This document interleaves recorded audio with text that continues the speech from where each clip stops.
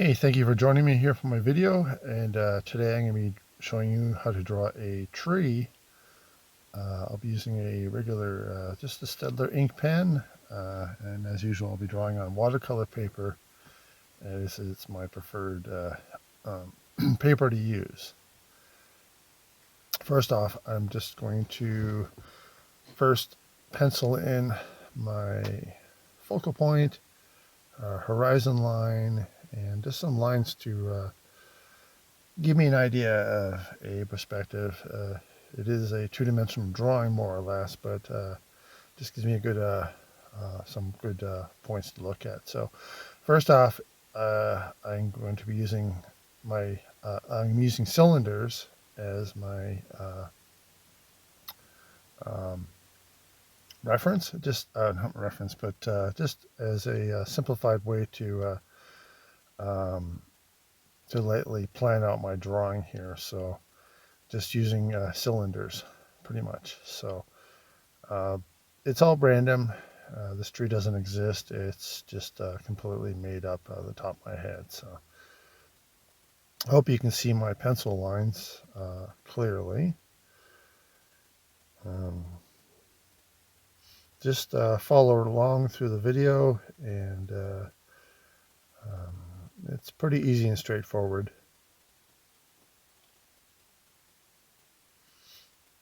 I like to show the roots at the base, also just give it some realism as well. And after I get that, I just will lightly ink in the outlines. And don't worry about any the pencil lines. You can just erase them afterwards, and also the the planning out of the structure of the tree.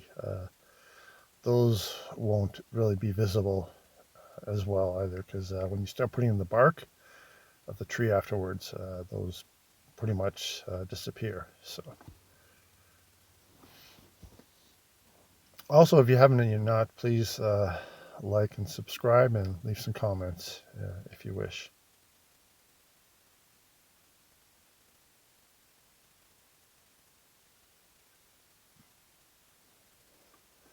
I will also be doing a second video.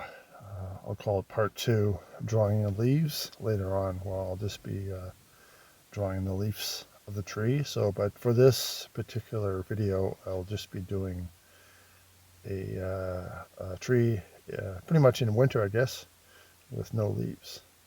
So these vertical lines I'm drawing are just to as a guide to follow along for the bark, just show how the bark goes up the tree trunk and onto the individual branches here. So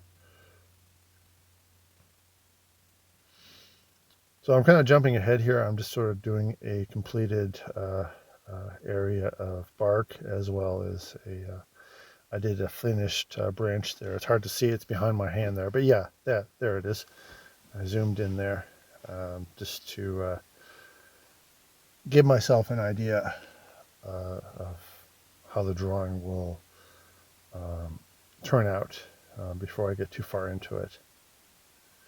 So what I'm doing here with the bark, I'm just doing a tightly formed zigzag, horizontal and now vertical up the side of the tree. Even though it is a two-dimensional drawing, I do show in the three-dimensional. So as the bark curves around the cylinder shapes, try to keep have your bark a little more a wraparound of the tree trunk itself.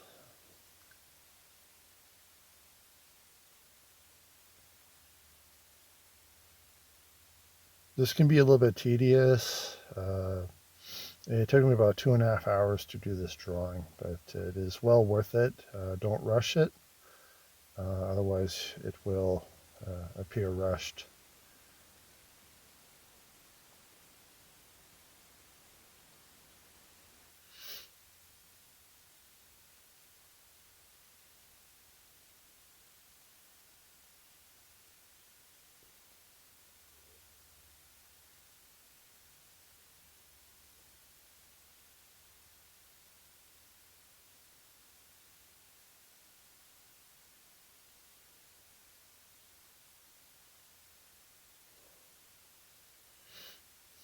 And try your best to keep in mind a direction of light.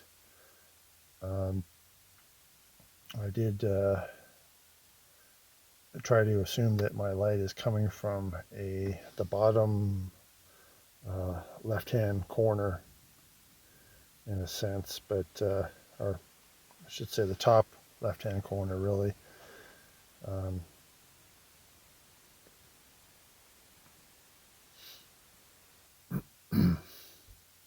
so I don't know if you saw that in a few areas. I kind of solidified or I darkened up a few of the bark lines just to give it a more of a realism look to it. I find that helps if you understand what I mean.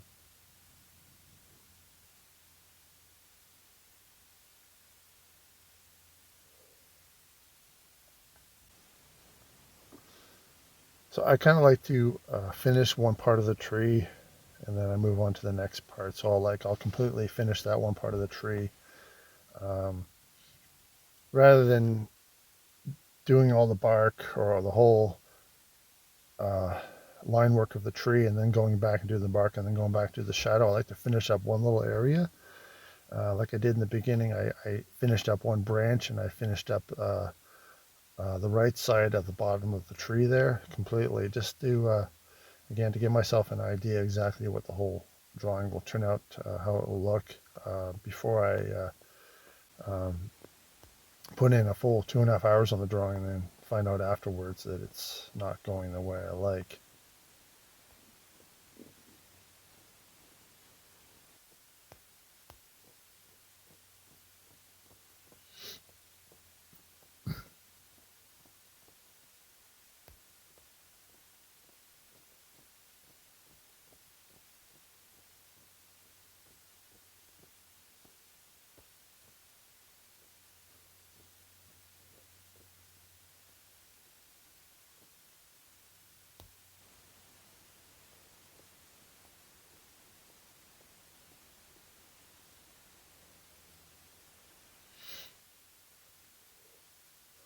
So this part here does require a lot of patience. You just gotta like finish one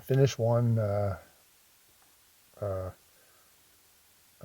tree trunk area there and its branches, and then move on to the next tree trunk branch and its branches as well afterwards.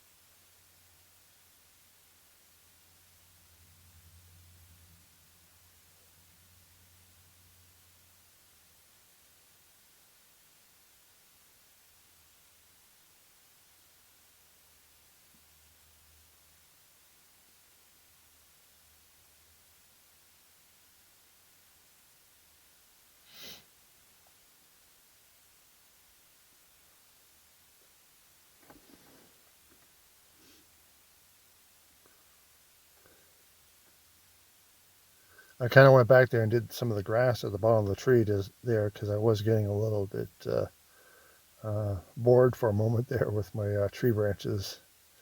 So I thought I'd just break up the process and go back and draw some grass in there. Well, so now I'm on to my second branch, main trunk, or second trunk, I should say.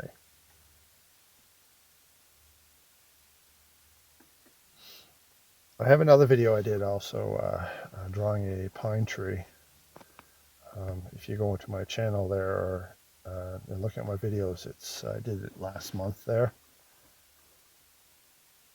So if you want to draw pine trees or whatever, you can take a look at that video as well if you like. I do post other videos as well relating to my theme of the outdoors. I've done a few videos exploring abandoned places and a few hiking trails, and I got a few drone videos as well. So they can be kind of fun to watch too. So give you an idea where I get some of my inspiration from for some of my artwork.